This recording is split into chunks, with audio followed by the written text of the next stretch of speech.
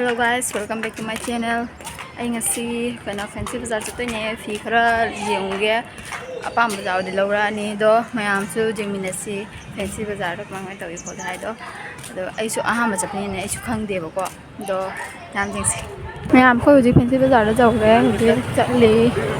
ahama chapni ne khoi ju khangde kai kai de kari kai jon ba hai do dum do na khoi thire thire chatli mi kai kai de kari kai le bai do se di bag jon ba le hore do do khoi sum chatli mi ai di phi phajaba hai di jon ba do thiri ba khoi phi lau du mi ne do na jing ni mayam su jum jingo khoi na chatli se tawri se mayam sum jing mi na se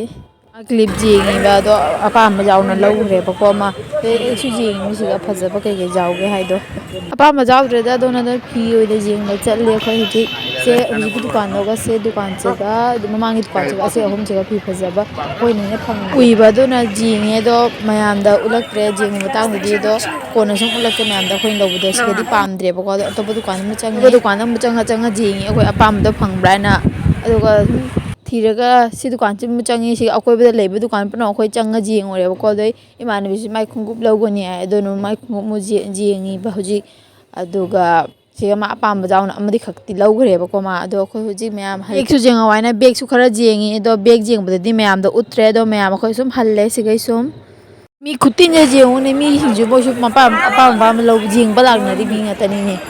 khutin nam ni mi ge gri gri ina ba wani pham puno ta dukan puno ta ni mi sinje khujam ni koi ni bag dukan hai re phi dukan hai re khungu dukan hai loi puno te ni yengo siga sinje tawi sing sum yam singse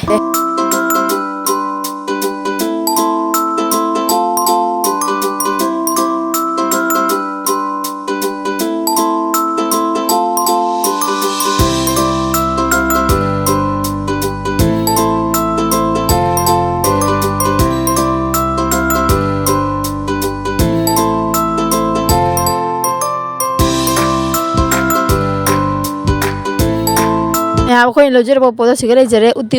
उच्चरक रे पोचई दो मैं video से मतंग से lotion जरगे अखो इसे से fancy बाजार चपे video से हाने की वीडियो ने गुवाहाटी दा लेंगे मतम गी बको दो हुजिक नौना अपलोड तौजबने दो मैं थंग नुमिता अखोय हंदोइने बै नुमिति के सुने सेशन जे सिंग थुमदने ने पूरा हनबे यादोबा यारोदे बान दो मैं हंदी ले अखोय दो नुमितोगा दो मैं थंग वीडियो दे नरसी वीडियो से लाइक शेयर सब्सक्राइब तो वीडियो मु थैंक यू